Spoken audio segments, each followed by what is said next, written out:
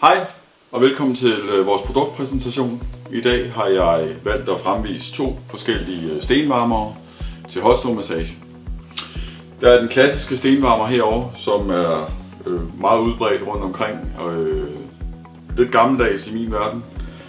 Der har man et kar, som man fylder med vand og lægger ned i sin gryde, og så lægger man sin sten ned i. Og så regulerer man temperaturen ud fra, hvad man nu gerne vil arbejde med. Og så kan man bruge en ske til at fange de her hotstål op, når de nu engang er varme og klar til det. Det er en gammeldags, lidt mere traditionelle måde at varme sten på i min optik. Det her det er en lidt mere eksklusiv og lidt mere unikke udgave af en stenvarmer anno 2025. Tasken er i et eksklusivt design med bærestrop. Den er født med en håndbetjening, man kan regulere temperaturen med. Tasken har to vaskeposer indbygget, hvor man simpelthen sipper eller lyner op, lægger stenen ned i, lyner efter og lukker tasken.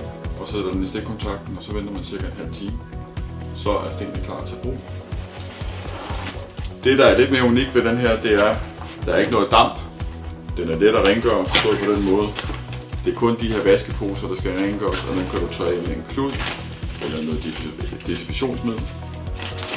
Karret herover er lidt mere besværligt, fordi der er hele karret op. Hvis det er af, der er kalkaflejringer, der er damp, når vandet bliver varmt osv.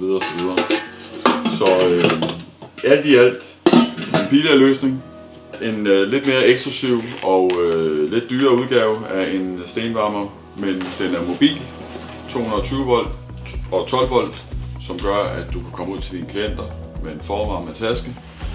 Og i den her travle tid, hvor man gerne vil have så meget ud af dagen som muligt, så er du fri for at vente på, at din sten bliver varm.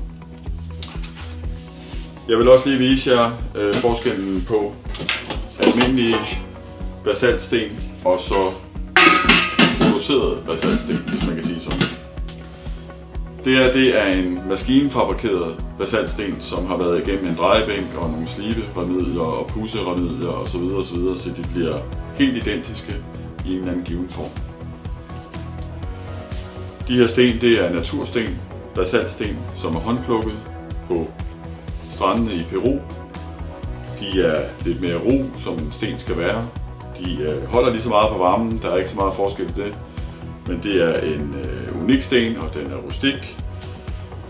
Og når de er håndplukket, så er det ensbetydende med, at der ikke er to sten, der er ens. Men de er ens inden for nogle givne rammer, hvor vi har valgt at sige, at en stor sten skal have den størrelse, en mellemsten skal have en anden størrelse osv. Jeg håber, I har fået lidt ud af vores produktvideo her, og er der nogle spørgsmål, så er I selvfølgelig meget velkommen til at ringe. God dag til jer.